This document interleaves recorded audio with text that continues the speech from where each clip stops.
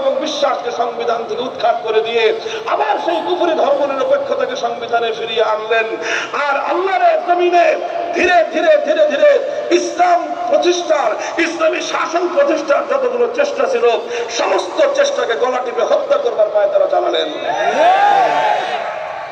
ইসলামী শাসনতন্ত্র নাম নিয়ে বাংলাদেশে রাজনীতি করবার দুয়ার বন্ধ হয়ে গেল। আল্লাহর সার্বভৌমত্বের কথা সংবিধানে থাকায় ইসলামী রাজনৈতিক দলকে হাইকোর্ট থেকে নিষিদ্ধ ঘোষণা করা হলো।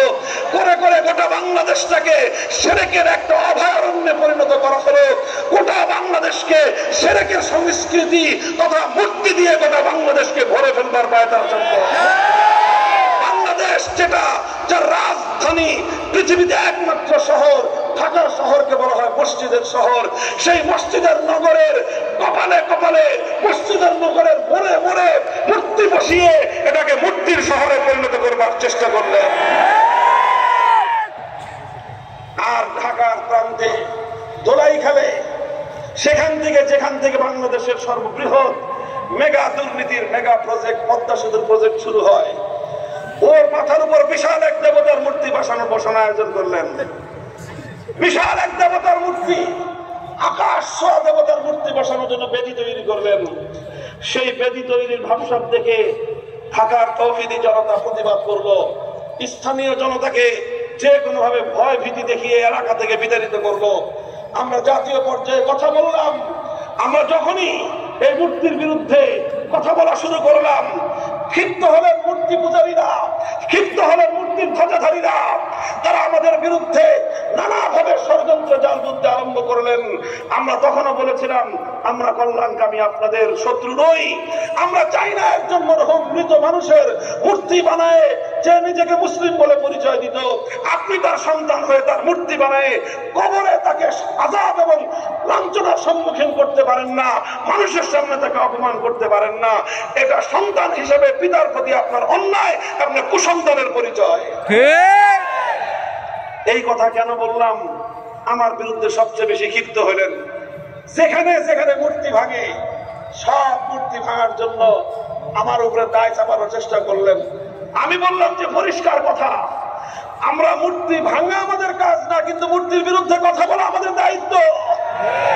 আমাদের হাতে যদি ক্ষমতা আসে, আল্লাহ পাক যদি আমাদেরকে রাষ্ট্র ক্ষমতা প্রদান করেন, রাষ্ট্র ক্ষমতা প্রদান করার প্রথম মুহূর্তে জাতীয় স্থাপনায় যত মূর্তি থাকবে, চাই সেটা শেখ মুজিবুর রহমান সাহেবের মূর্তি হোক, জিয়াউর রহমান সাহেবের মূর্তি হোক, আমার বাবারও যদি মূর্তি থাকে, সে মূর্তি আমরা প্রথম মুহূর্তেই ভেঙে গুড়িয়ে দেব।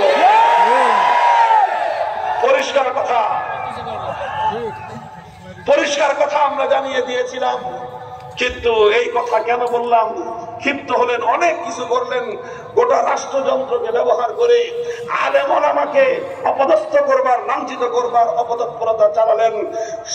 সর্বযুগে ফিরআউনরা যা করে, নমরুদ যা করে, কারুনরা যা করে, যুগে যুগে ওলামায়ে কেরাম হক কথা বলবার কারণে তাদের সঙ্গে যে সকল বর্বর আচরণগুলো করা হয়, সমস্ত বর্বরতার সীমা লঙ্ঘন করে বাংলাদেশের স্বৈরাচারী নব্য লেডি ফিরআউন আলেমদের সঙ্গে তাই করেছিল।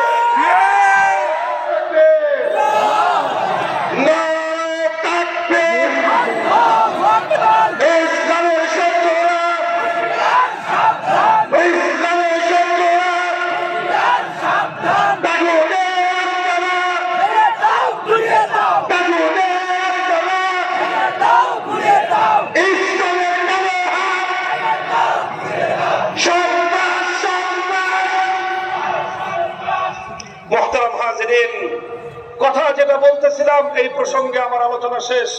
বলতে চাই এখন আবার এই ফ্যাসিবাদ বিরোধী 5ই আগস্টের মহান বিপ্লবের পর, যেই বিপ্লবের 1 ঘন্টার ব্যবধানে গোটা বাংলাদেশের স্বতঃস্ফূর্ত তৌহিদি জনতা, কোন নেতার নেতৃত্বের প্রয়োজন হয় নাই, কোন আলেমেরও বক্তব্যের প্রয়োজন হয় নাই, কারো কমান্ডার অপেক্ষা না করে 1 ঘন্টার মধ্যে শাহজালালের পবিত্র বাংলাকে মূর্তির অপবিত্রতা থেকে মুক্ত করে দিয়েছে।